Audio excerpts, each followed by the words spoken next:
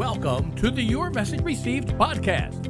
And now, taking your message to the finish line, your host, John Duffin. Hey folks, John Duffin here with Duffin Media. Welcome back to another episode of Your Message Received.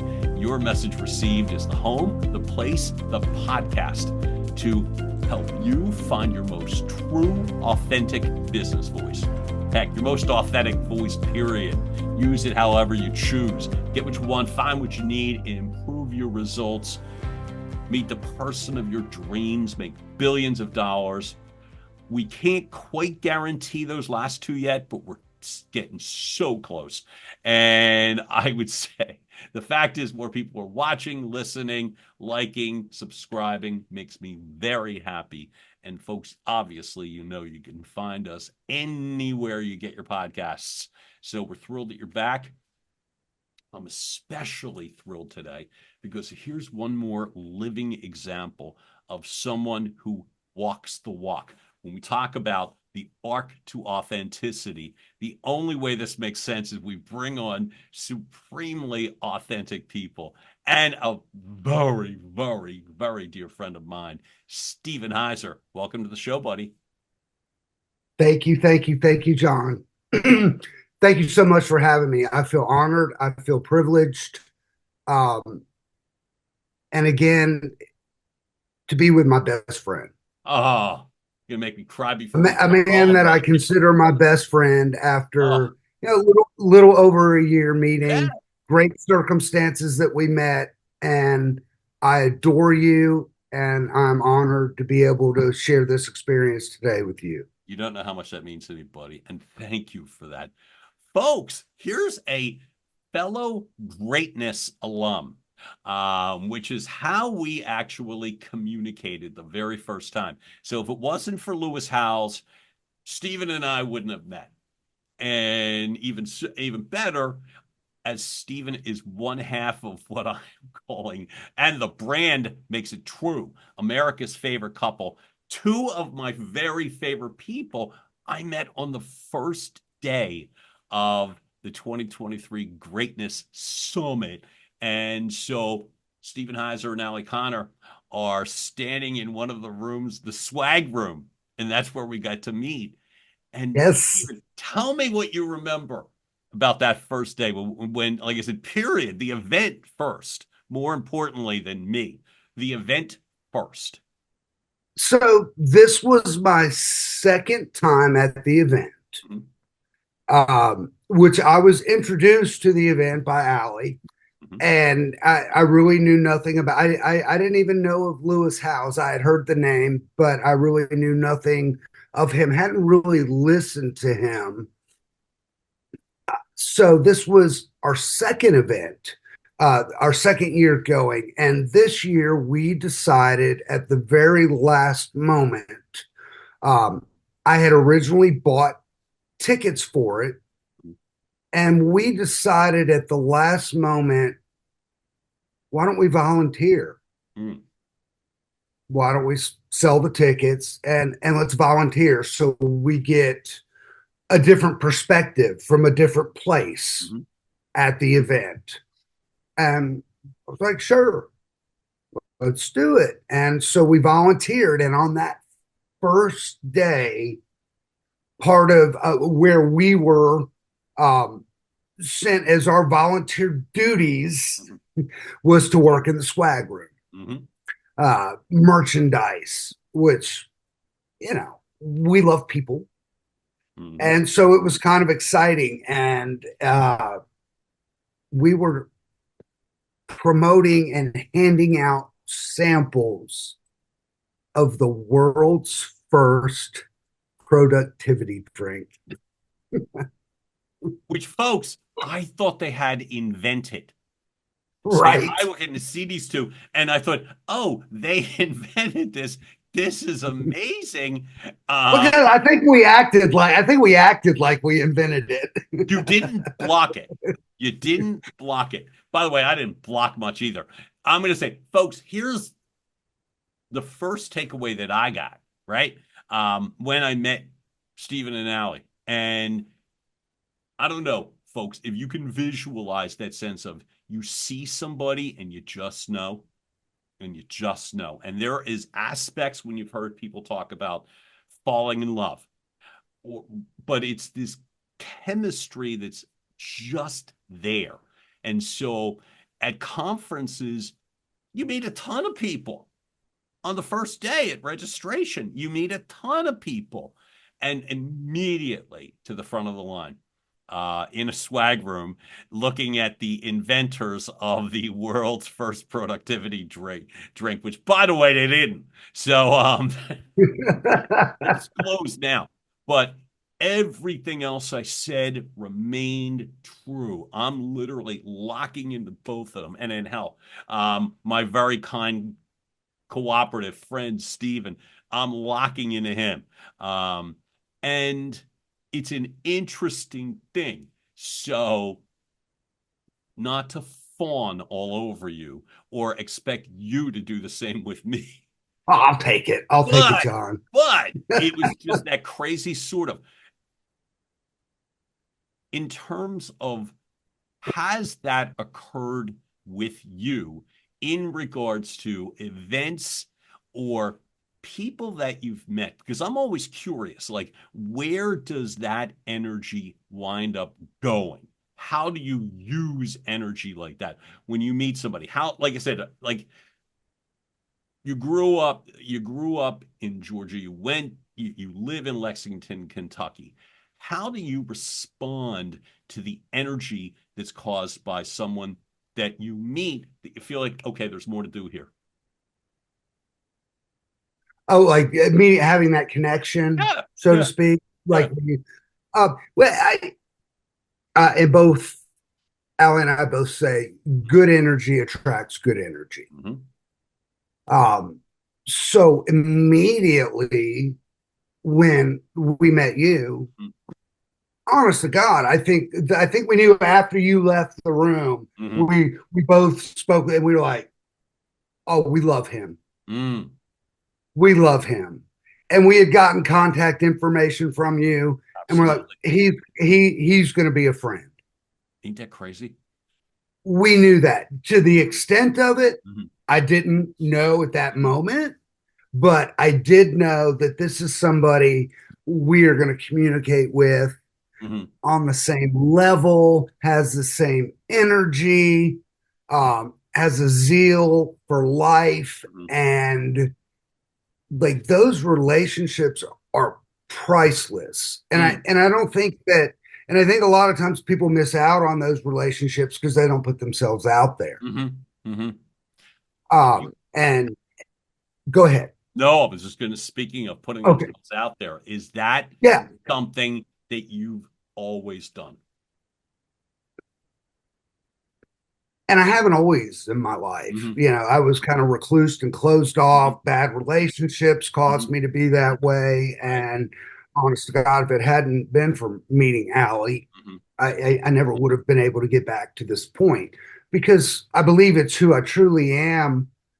And when I was younger, I still had that kind of outgoing, you know, energetic personality, but I lost it for many years of my life. Thankfully, I've gotten it back because I never would have been able to meet the people and have the experiences that I've had up to this point. I never would have met you because I wouldn't have had the the self-confidence to just be boisterous and loud and hey, try this world's first productivity drink. It tastes like crap, but you'll be taking notes like no one else. 90,000 pages of notes and buying multiple books or whatever. But let me ask you, what was it that blocked you when you were younger? Well, I'll ask you that first.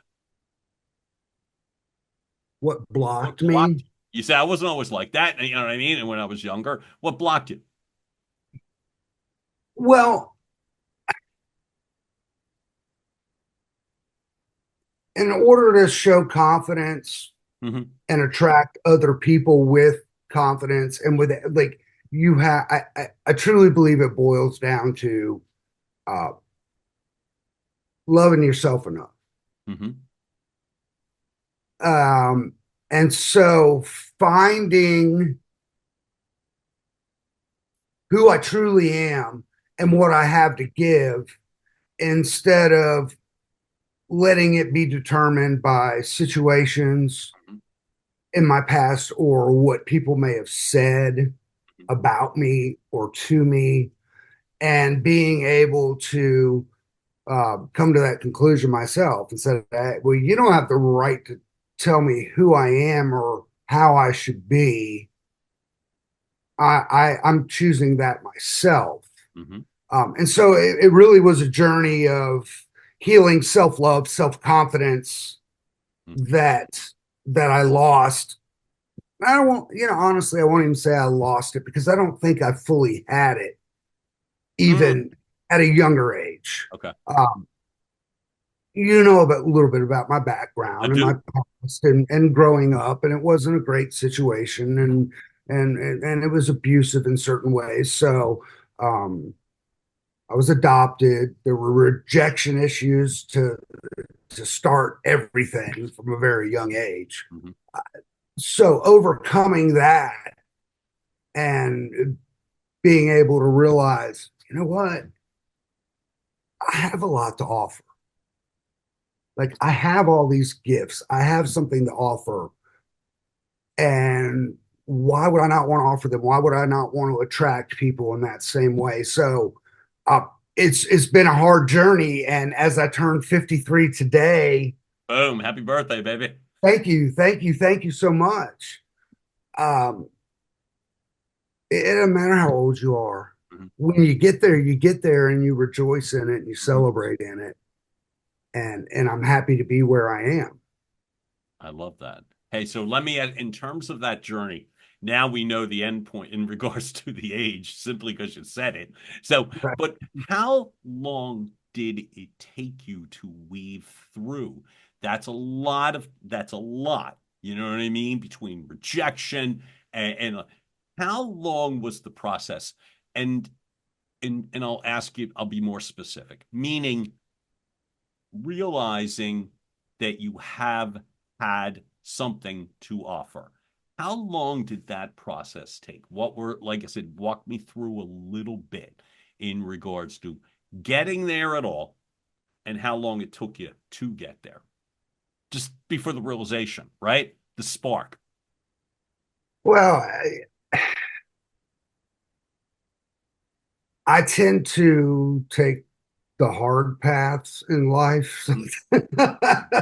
So this probably wouldn't apply to everybody out there, Mm-hmm. but I think the biggest key is wanting it, realizing that you need it or that you want it, or realizing that, hey, this isn't the life Mm-hmm. that I want. And there were many times in my life where I was like, oh, I want more. I want something different. And I would start that journey and then I'd quit because something would get in the way, or another problem would occur, or another bad relationship that I chose. Mm-hmm. Uh, so I think the biggest part of it, and it's funny because you kind of relate it to, even addictions and substance Mm-hmm. abuse, Mm-hmm. and let's say like AA, and Mm-hmm. Yeah. where they say the first step is admitting Yep. that you have a problem. Oh, I can relate. And I think Um, I know that, and I know that, and I think that relates to a lot of other areas in your life that aren't necessarily addiction, right. uh, because if you have a habit and a history of getting into toxic relationships, well, you know what, you've got to own that Mm-hmm. first. You got to own that and say, okay, I'm putting myself in relationships that make me feel like crap, Mm-hmm. that Yep. demean me, that aren't letting me be the person that I want to be. So why is that? And so then there's that discovery aspect of it, of going, okay, so why do I do this? Or the things in my past Mm-hmm. Yep. that have caused me to do this. And so, yeah, taking that step to go, okay, I want something better. And so it's been a longer process for me than it may be with some others. Yeah, I can admit that. Well, what's the problem? I mean, to me, so you bring up some things, folks, as because I brought it up way more than once about myself. I am in recovery, and I began that specific journey. I was 42 years old when that process started, that realization, as you said, that sense of, admitting I was 42 and I was standing on the street corner in Philadelphia fresh after uh, a pretty significant car accident. And that was not the sole reason for the realization that I was a bad drinker for 29 years. But I just kept thinking how I'd solve it would be to drink better, not Right. realizing that there was, you know what I mean, another option because I didn't want that. And so, you know what I mean? I was like, I just wouldn't even consider the other one, which was, oh, I could stop. Although a lot of people in my world saw that as a viable option for me, I just refused. So I just remember mine didn't start till I was 42. I didn't graduate college until I was in my mid 30s. So a lot of that longer road, it happens when it happens. So for me, as I said, I'm sitting on the top floor stairwell of the condo building that I still live in. And that was the realization day, right? There was nowhere to go. There was nowhere else to turn. For you, they don't have to be that dramatic. And to me, age is completely irrelevant in regards to what was it that you saw or realized that made you think, but you know what? There's a different path I can go. There's different avenues that I can go. What do you remember? Was there something specific, or was it just a buildup of a lot of things?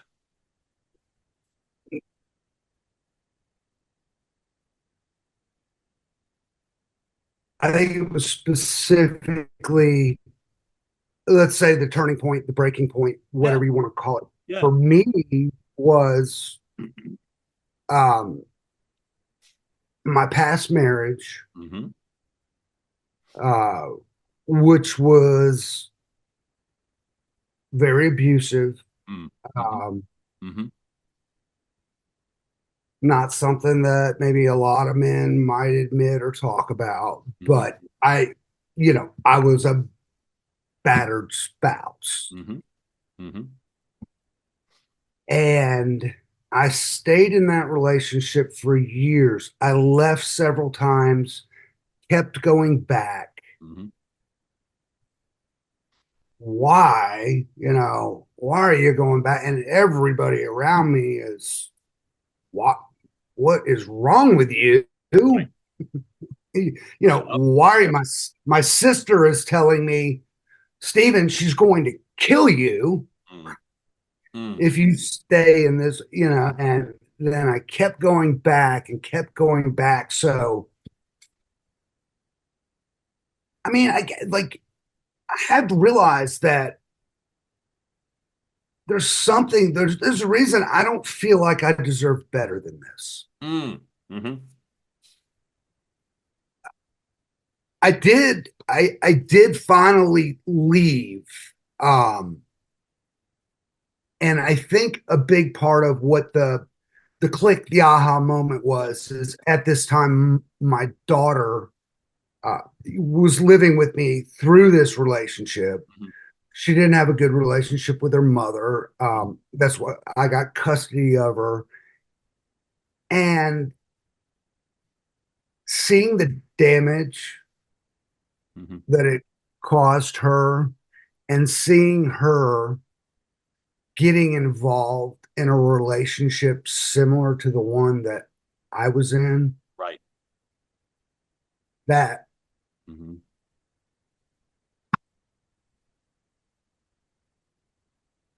sorry. Don't be.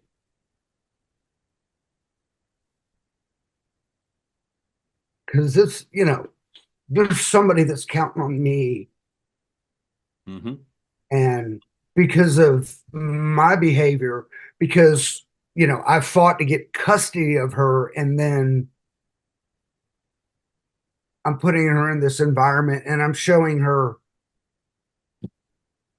look, well, this is a relationship. Like you want to teach your kids what a healthy and a good relationship is. I'm far from teaching her that. Mm-hmm. She's seeing me put up with it. She's seeing me go back to it. She's seeing me act like a person that I don't want to act like. I don't want to be Mm-hmm. lashing out in anger, saying horrible, mean things because I'm hearing horrible, mean things being said to me. Mm-hmm. And I think that was probably the aha moment for me. Um, See, that's so significant, and I'm so grateful. I have to acknowledge you for sharing that because that's to me, I know you're not alone. I simply know you're not alone in that regard.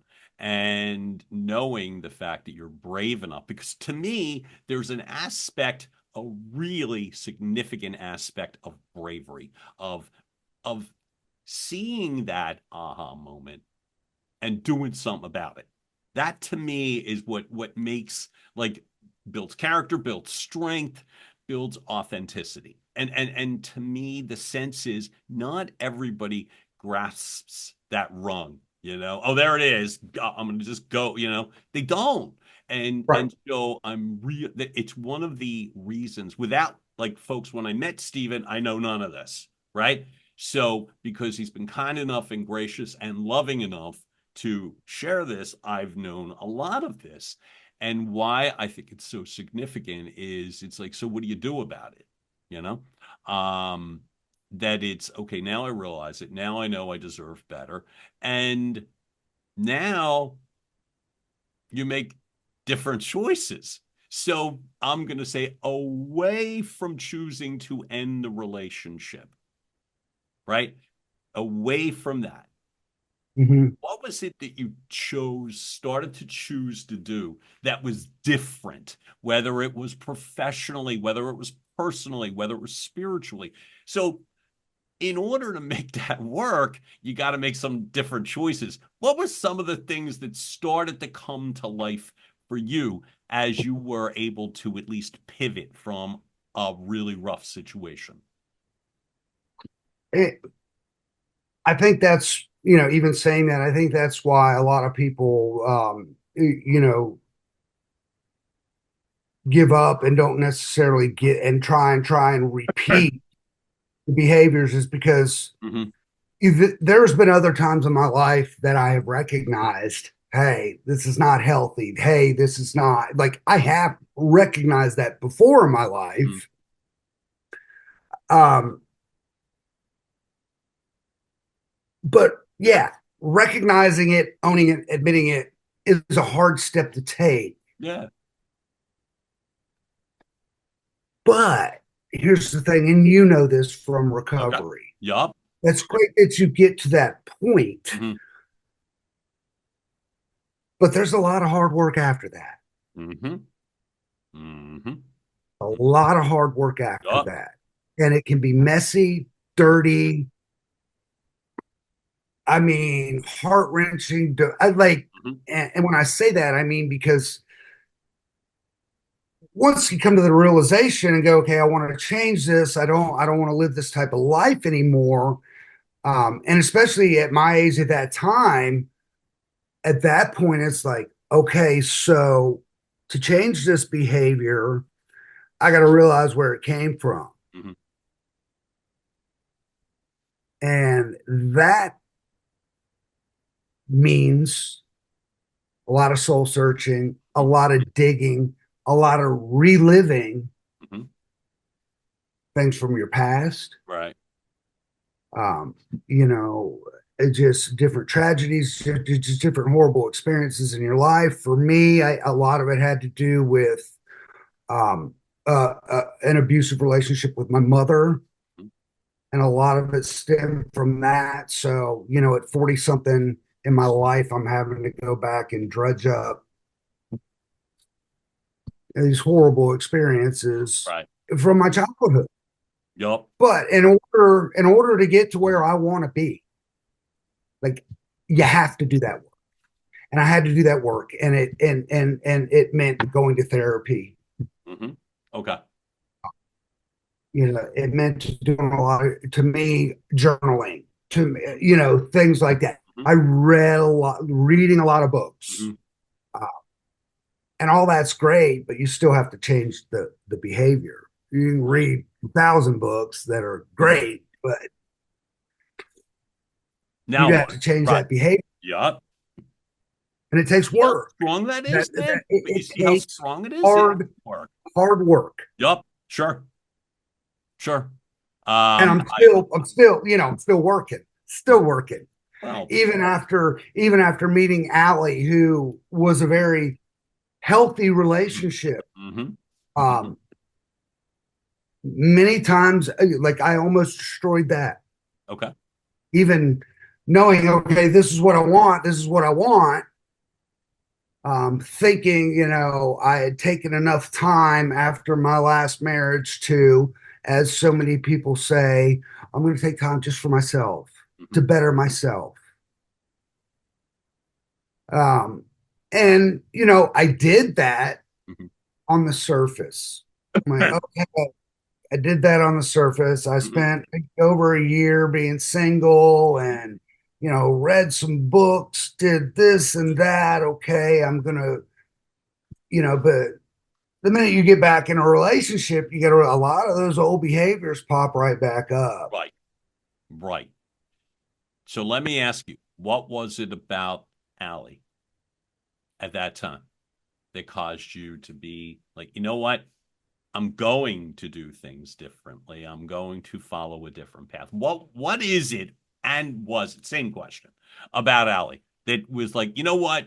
Yes, I'm doing this, not just And I connecting don't with even her, have but to connecting with you. and like I don't even have to explain this to you because Allie, Yeah. but her But for those unfortunate enough to not know her yet, yet exactly correct, because correct, you will correct. because you will Yup. her genuine joy Mm. Mm-hmm. and zeal for life Mm-hmm. Mm-hmm. amazed me when I met her. How can somebody, there's got to be something else. She's got to be covering something up. Nobody is this happy this much Mm-hmm. all the time. And it was so attractive to me because that's what I wanted. Like Okay. I like I want to feel that way. I want to wake up that way. And a lot of it boiled down to, and she taught me a lot about it, was gratitude. Okay, great. And Great. and then she introduced me to next level and some emotional intelligence Mm-hmm. training. But really, honest to God, John, that's what it was. She was beautiful, of course, Mm-hmm. Mm-hmm. but her joy, Mm-hmm. just her joy. I was like, wow, that's what I need in my life. I love That's what I this. need. Love it. So, folks, next level to me is some sort of an indirect extension to Lewis Howes and Summative Greatness and all that stuff like that. What is? That there's these links. By the way, I'm reading you this quote, and I have thought about it about you, but in the way that you describe Allie's. Here's one of my very favorite quotes. Um, I use this quote very infrequently in terms of people, but it's a quote from Albert Schweitzer, where it says, "At times our own light goes out and is rekindled by a spark from another person. Each of us has cause to think with deep gratitude of those who have lighted the flame within us." And the way that you just described Allie to me would fit Yeah. that narrative. And that's why I wanted to share that quote in this regard, because it just fits. Those people that relight sparks, you know what I mean, or bring it back, are spectacular. So, folks, here's On a something side note, I would like that do it. quote. On a side note, I would like for you to send me that Oh, quote. 1000%, I will. I will. So in the meantime, I'm sending you the wrong quote, so ignore what I was going to put in the You don't chat. do So it. we're going to worry about, we'll deal with You that don't do it after. right Oh, I now. can't do two things at one time anymore. But here's what I But will that's say. a perfect. That 1000% is a yes. perfect quote, Right. and it was like, okay, well, her life just must be this great and Mhm. that great. No worries, no problem. And Oh, like, carefree. she's four Carefree. kids. She's a Right? single mother with four kids, Oh, so what she got to worry about? and right. And You know what I so mean?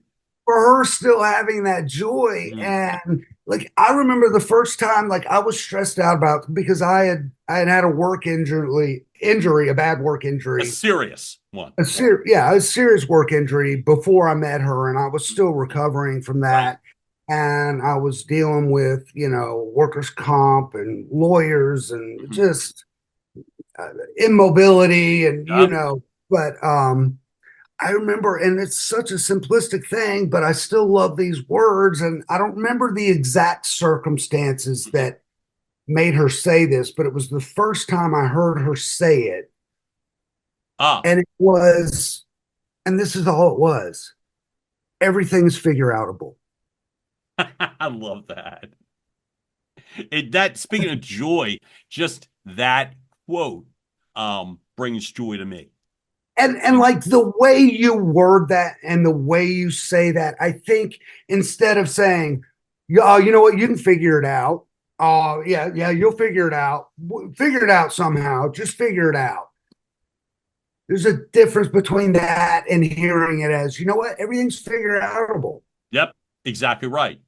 And Because it's so basically already telling you it's already figured out. You just yeah, have to, and you're going, and the confidence of you're going to figure it out. So for me, right.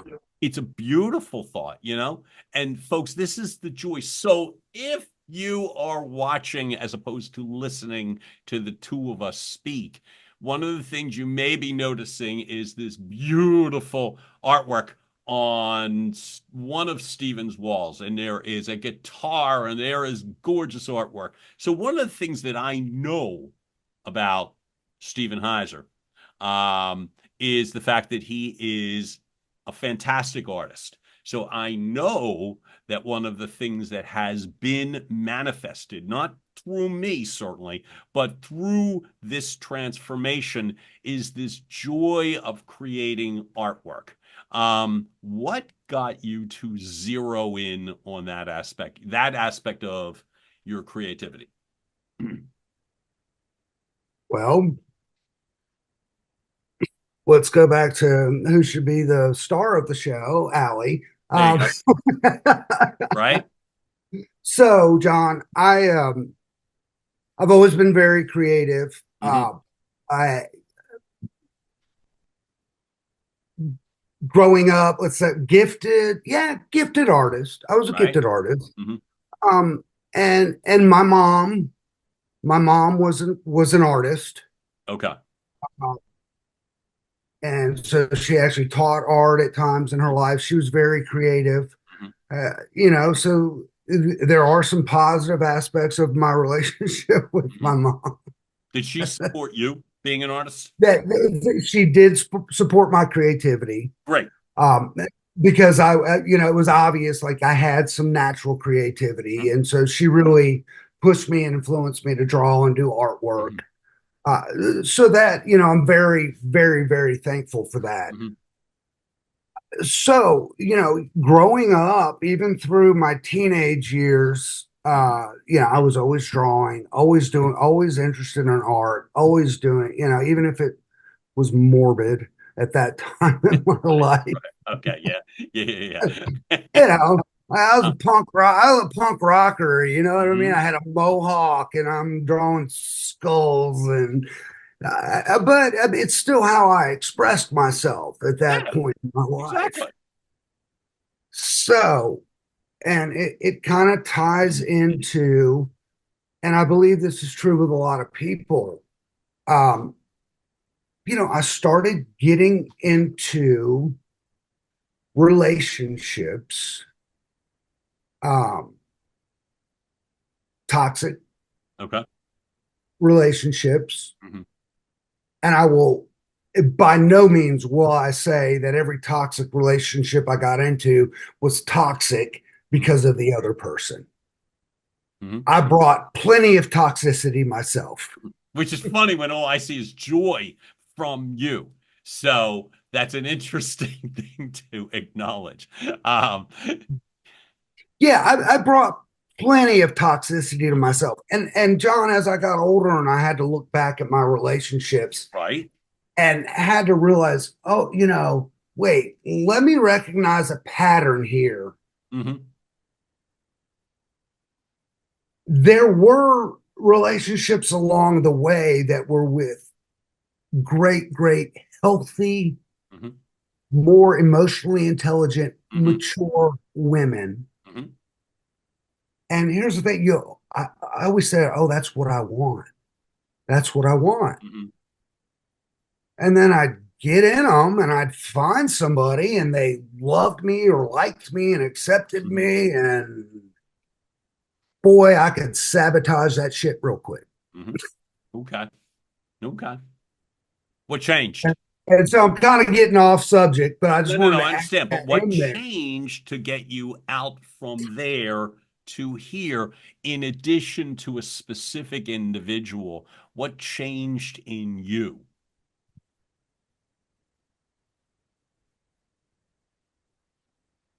Joy, self Great, love, great.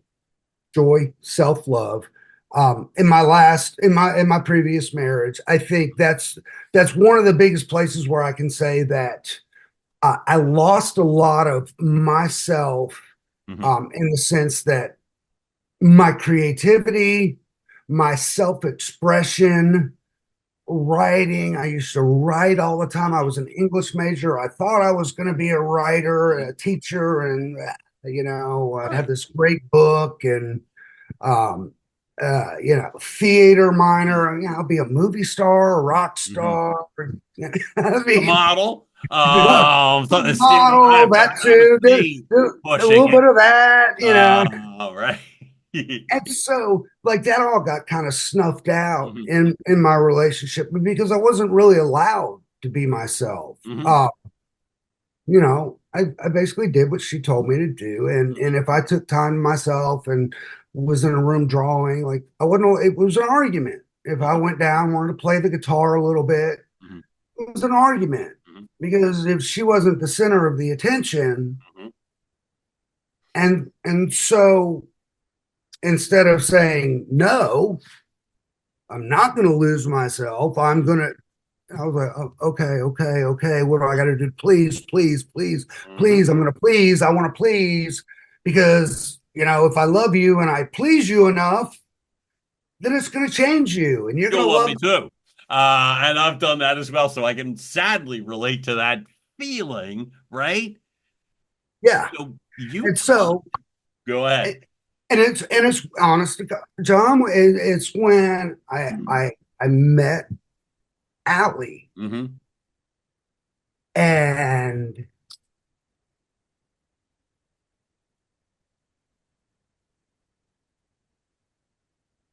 she saw beyond Mm-hmm. Mm-hmm. all of that Mm-hmm. and like loved me more than I loved myself. Mm-hmm. Critical. But she knew my creativity. She really she pushed me Mm-hmm. to use that.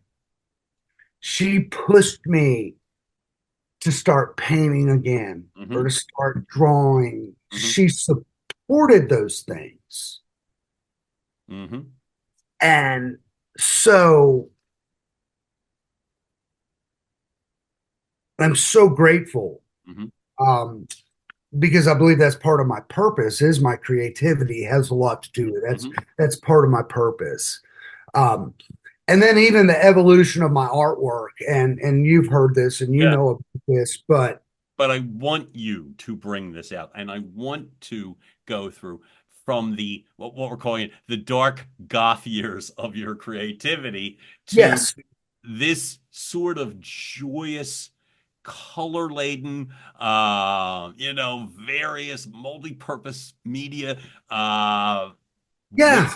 risk taking, we'll say, in a sense that gets you and other people away from stereotypes. How did that evolve? It really, Or like was it always there? I mean, I think it was, and that's a good question. That's Mm-hmm. a really good question. Um,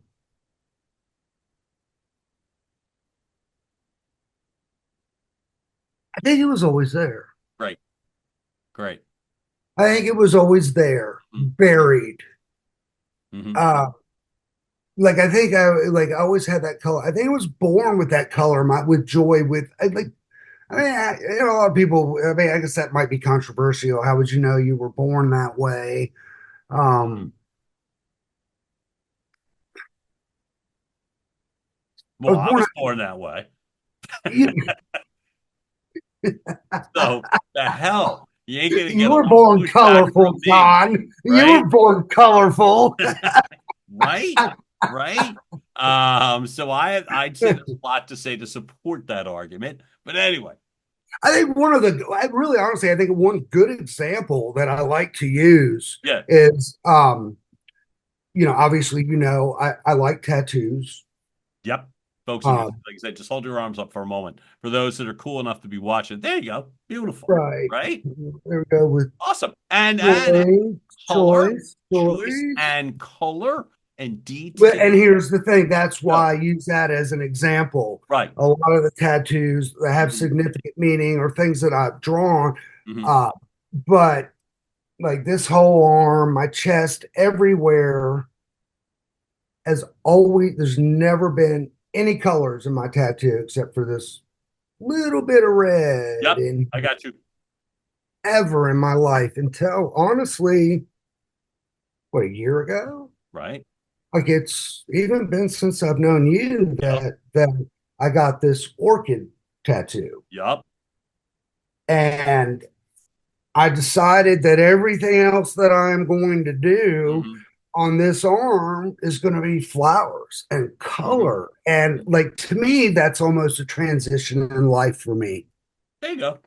Right. going from black and white. Mhm. And like wearing, even wearing color Mhm. that, before I was never like would even present myself as colorful. Mhm. And I think that was kind of a way of just mixing in with the shadows. Okay. Right. Right. You know, why would I want to stand out when I feel like shit about myself? Mhm. Mhm. When I don't really feel like I have any reason to stand Mhm. out. I don't want to stand out because I don't want people to see this person Mhm. because I'm not happy with this person. Mhm. Why would I want to? And so now, it's so different. Right. Right. And to Oh, me, I'm a put on a photo. pink I got a hat. I got a Look at me. photo. Let me bring some joy. Right. Right. Right. Hey, So, speaking of bring some joy, I want you to not get up and leave. That would defeat the purpose. I want you to slide to your left or right. You pick a direction. Slide to your left or right. Okay, stop. Because I want you in it, right? So oh, there's you want this me in it? killer piece of artwork behind my guest. And I want to acknowledge it because it is freaking amazing in terms of depth, color, detail, creativity, avant-garde, if you will. So talk to me about the inspiration of that piece of art specifically. And then now come back. You're too far out of the way. I need you in terms of right. But to me, it's I think it so clearly identifies what you're speaking about right now. This term, these freedom decisions, these acceptance decisions better than acceptance. Folks, I have a photo of me and my guest at the Lewis Howes end of conference event, dance party, concert, so to speak. And you were wearing that lid. And to me, just a joyous way to see somebody. So, one of my favorite photos, John. likewise, it's all color. One of my favorite, because pop, to me, love. I look at that photo, and it's funny. I'm just going to say this real quickly, because I was just looking at it the other day, because I actually have it as programmed for your name, like your contact. Right. I was looking at that photo, and I was like, this is after one day. No, I'm looking at the one where we're out in the lawn. Oh my God, that was the first evening. That was a matter of a few and you're in the hours. Philly shirt. And I actually took a photo with you with somebody that was actually wearing a Philly shirt. 4 hours. That says a lot about you. Right? That we're all willing to stand by a Phillies fan. Damn right. But that was the very first day, the evening after we met. Hours, literally a matter. And I look at that photo, and you would think we've been friends for 10 years. Because like I just and the acknowledgement, God Almighty, thank you. This is why I feel like it's so important, because I'm a massive believer in you never have to go it alone. And there are situations that literally will grab you by the shoulders and say, yo. And so often those steps aren't followed, which is why I'm putting up the quote and why we're speaking of Ali and talking about the fluidity and the color and the detail and the bravery, because so many others get these opportunities. My wish for them is not to worry about if you did or didn't, and it's certainly no worry about when you do or don't, but just if more people take the leap, so to speak, put yourself out there. That's all. Put yourself out there. And I say that's all. It's a lot. It's a lot when you're battling stuff. So I want to ask you again, which is the depth, the detail, the color, the freedom, as you see things. Walk me through, and folks, a big deal of my man here is talking about not just specific works of art, but a collective thing, like a gallery, like the manifestation, things that we've talked about. Avant-garde gallery, folks, keep that name in mind. Or looking at someone who felt so uncomfortable being front and center at a conference, and then talking about being front and center in 2025, showcasing his own color and creativity. What does that feel like as you're putting together these pieces of art? Walk me through the process. What's it like?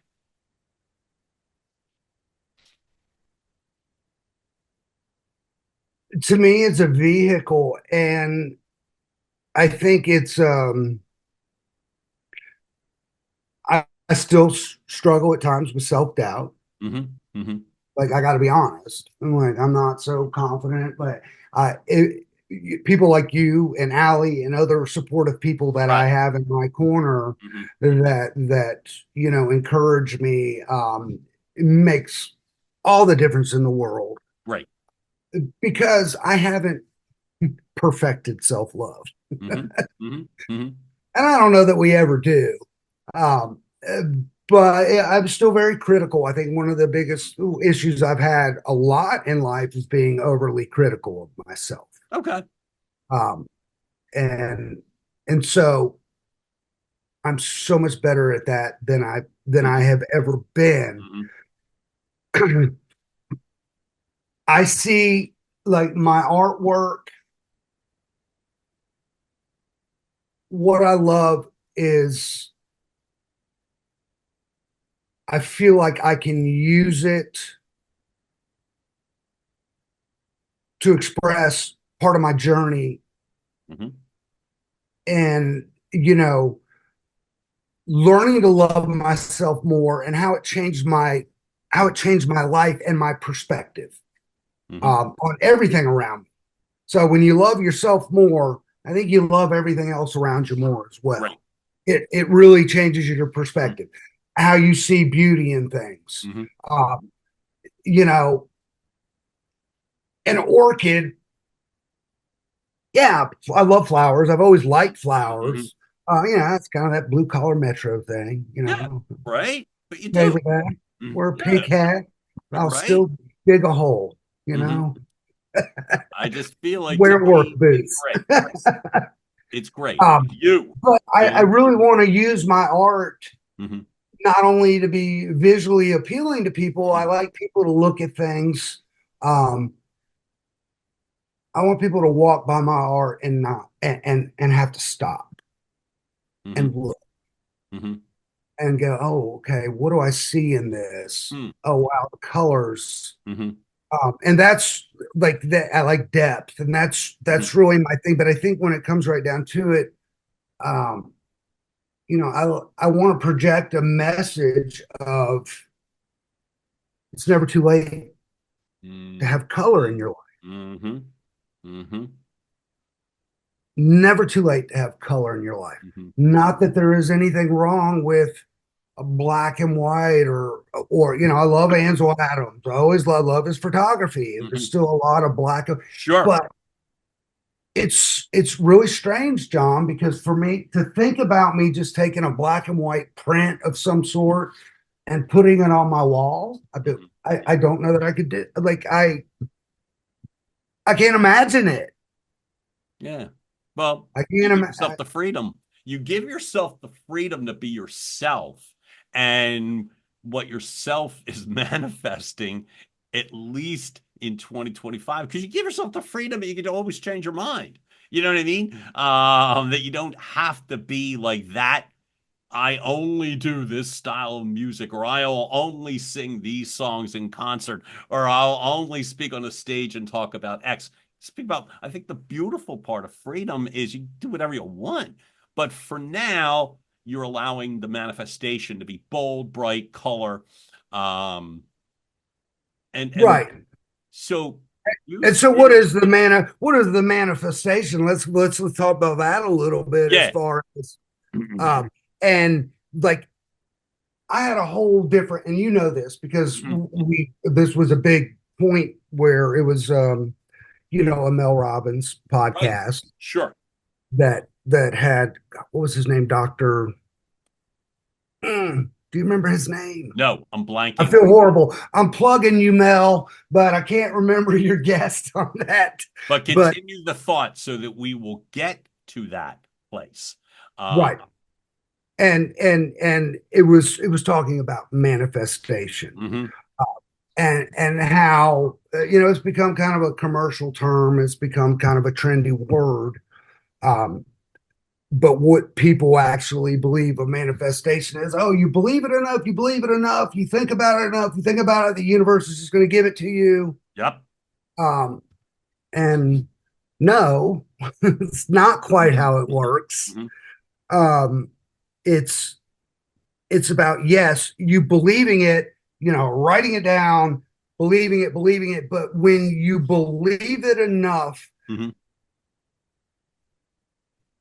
you have to put the action into it because believing it isn't just like by believing it enough, you're going to do the things that it's going to take to get there. Mm-hmm. So it's not that it's just getting handed to you.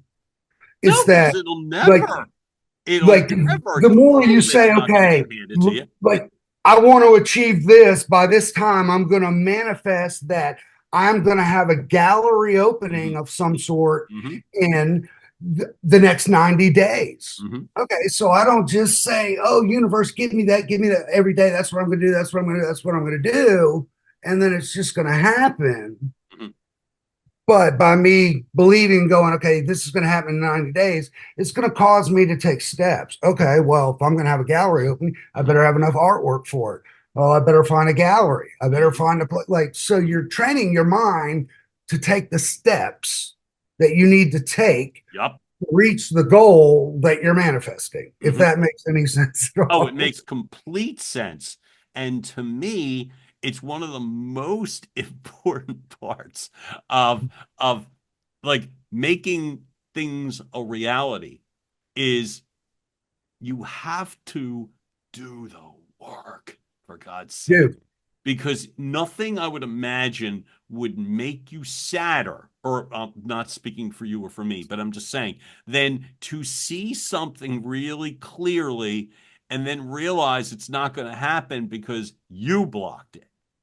You know what I mean? And that's why I find those things so important as it regards to, okay, if you really believe it, like the litmus test for myself, and I'll speak for me, which is the litmus test is it's there's no guarantee that anything is going to happen.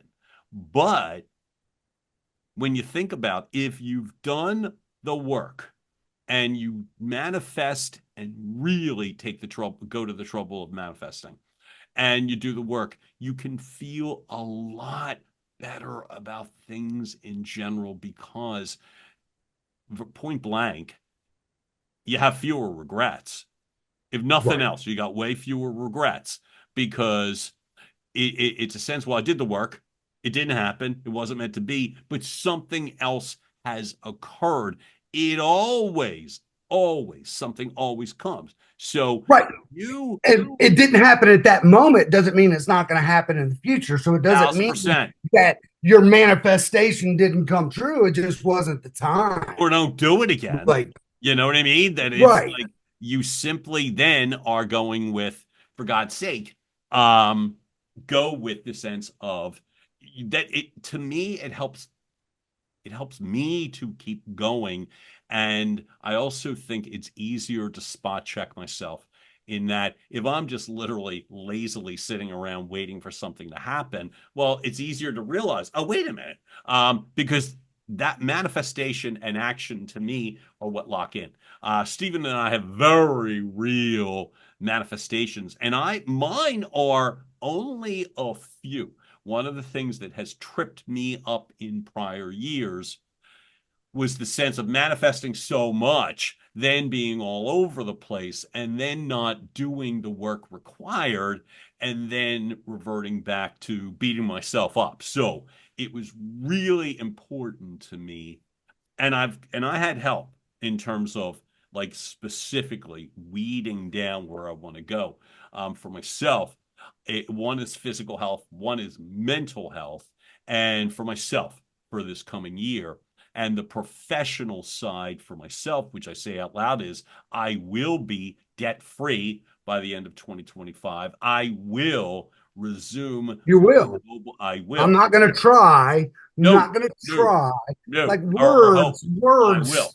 words do so much. Right? I Yeah, will be speaking on stages again this year. absolutely. And I will have a book finished. And so Absolutely. I've taken the, like, nobody feels like doing the work, as you just said. No, I don't either. I would strongly prefer that you just manifest it, you know what I mean? Like hocus pocus, and then it just, the hardcover lands on my lap. And me and Mel Robbins with her Let Them book, you know what I mean? It's like it's sold out everywhere, but you have to write it. You Right. have to You have to edit write it. it. You have to give it a title. You have to take it and find a publisher. You have to print it. You know what I mean? And it's like, so those are the key steps. So I love when you talk about the manifestation and the reality of doing the work. Can I give you like just a little quick idea of where, like, just from like a personal aspect of me. I bartend. Okay. So Yep. I'm a bartender, artist, bartender. Sounds about right for a starving artist, doesn't Yeah, it? but I got you. But that's certainly not unusual, man. But I just want to I want to use kind of a small example when it Mhm. comes to manifestation to where I can put it in kind of a box with Yeah. so your rent's due. Hmm. You don't have it. Hmm. And I had a similar experience happen with somebody that I was working with that was a bartender. Right. And she told me, I've got to make this money to pay my rents. Like I'm manifesting it. I'm putting it out there. I'm manifesting it. I'm like, great, great, great. And so to simplify what I was trying to say with that, well, okay, so she's manifesting it. She ended up getting a $500 tip that night. Mm. And what did that do as a result? Well, here's the thing. Mm-hmm. Well, in order for her to get, yes, she put it out there, she manifested it. Mm-hmm. I need it. I need that $500 tip. Mm-hmm. Universe, whoever, give it to me, please. Right. But she got that. It came true. Mm-hmm. But what did she have to do? Like, work. She still had to do the steps, Work. which was be a good bartender, show up, make people feel happy, entertain people, bring joy to people. Still had to do something. But yeah, the manifestation was answered, but it was not answered without action. And so, like, just to make it simplified a little bit, she had to give these people good service. She had to give them the right drinks, or if she messed up their drinks, she had to somehow like make it right and keep them smiling and laughing in order for her to get that $500 tip. So let me ask you. I doubt very seriously if she had just said, "Oh, I'm manifesting it," and then was in a bad mood all night, and with her, I doubt she would have gotten the $500 tip. You and me agree. 2 more questions for this first round, we'll say, which is number 1. What are you manifesting currently that you want to put into the universe, or and the Your Message Received podcast universe? What are you manifesting that is going to come to life? What I am manifesting that is going to come to life is that my artwork is going to be seen. How? And I am going to be able to create an income off of my artwork. I'm manifesting that if I think about short term, that I'm going to have a gallery opening with Allie. Fantastic. And then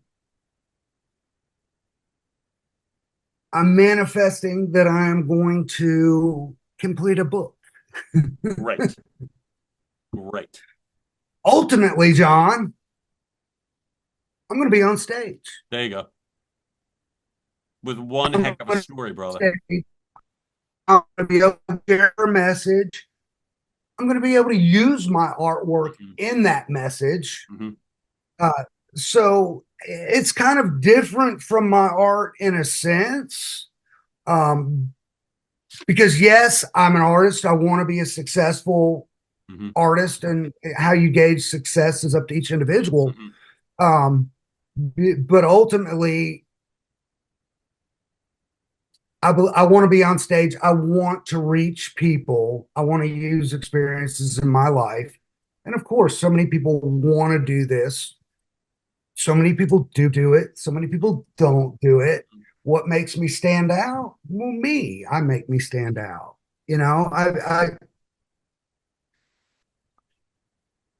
I have something to offer, and I've never been able to say that in my life. Well, the coolest part of that is that you're the one saying it this time. I think that's the coolest part, because that was, go back to where we began, which was seeing you in the swag room and knowing full well, as you would say, that we were going to be connected.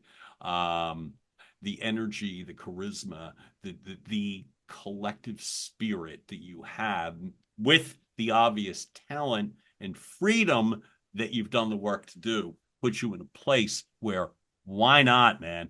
So let me ask you, where do we follow you to follow the journey? Right now, where you follow me right now, Facebook. Beautiful. I'll have the links, Facebook, folks, so that this way you don't have to guess or start with www. You know what I mean? The links will all be there. We'll make it easy. Well, we got, Steven Christopher Hyzer on Facebook. Beautiful.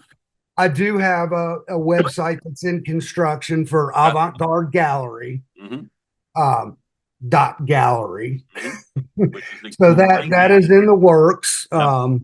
So I'm working on those different social media channels, and just to give you a little plug and a shout out to you, John. And when we talk about us meeting with this world's first productivity drink, and what that being able to put myself out there and put energy out there that attracted your energy, just that experience alone, John, what I need to say is that hadn't been for that experience,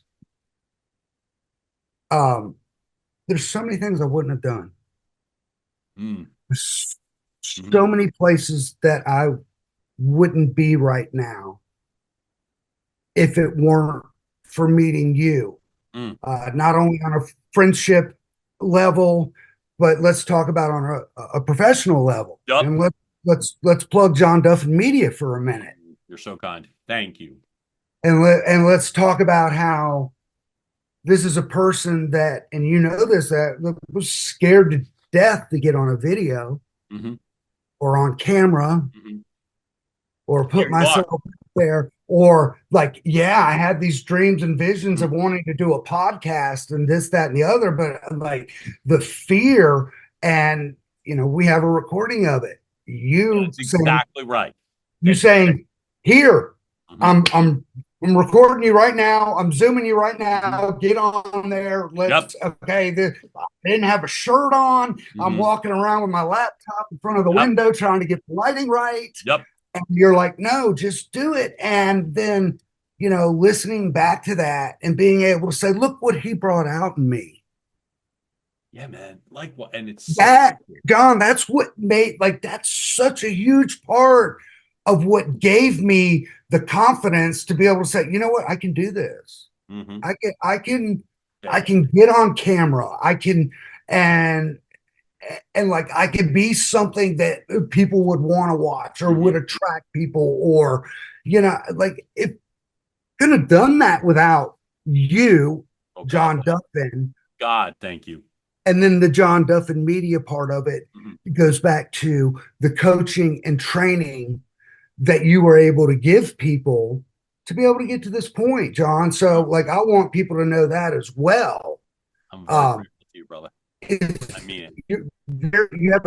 You gifted, you're valuable, and you have a lot to teach. And I truly believe and see in your future all the people's lives that you can affect in the way that you affected mine. Oh my gosh. I don't know how I can top that, but I will just say I am so wildly over the moon grateful that you accepted me early on, that we get to now close to a year and a half in, close to, the sense of watching these realities manifest and take shape. And I think of you as one of the more deserving people. You are one of the most cool people. You just are in my life. I love you to death. Folks, I'm so glad you watched this. By the way, this will be the first in a series because, honest to God, I could talk to my friend for the rest of the afternoon. So, but on this, we do it on the phone quite often. We do it on the phone quite often. We're like, okay, John. We're both like, okay, I've got about 10 minutes. Gotta go. And then 45 minutes later, we're like, okay, no, really gotta go. Really. Steven Christopher Hyzer, I love you so much, and I'm so damn grateful that you showed up for me today, especially on your birthday, for God's sake. So I wouldn't have it any other way. That is a gift to me, man. So as you are, I thank you, I acknowledge you, I love you, and thanks for showing up for me. It means the world to me, buddy. Thank you for the birthday gift of you. Oh. Thank you for the everyday gift of you. Hey, right back at you. And thank you for the opportunity to be here. It's been absolutely my pleasure. Folks, you just heard another episode of Your Message Received. Keep liking, watching, sharing, We will keep driving content right through your front door. John Duffin here with Duffin Media. Have a great rest of the day, folks, and we will talk soon. Bye. And now, making its way across the finish line, your message received has been a production of Duffin Media.